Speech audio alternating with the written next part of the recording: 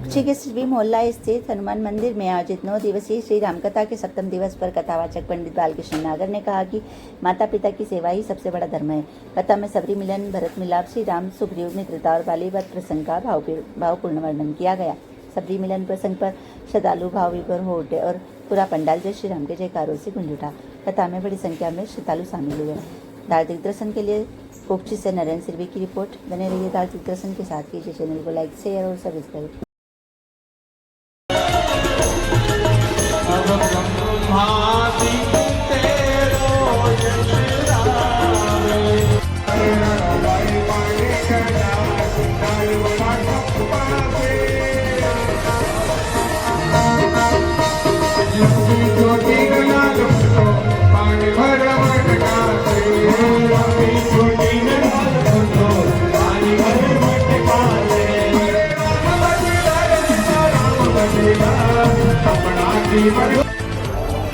प्रियंका नमः।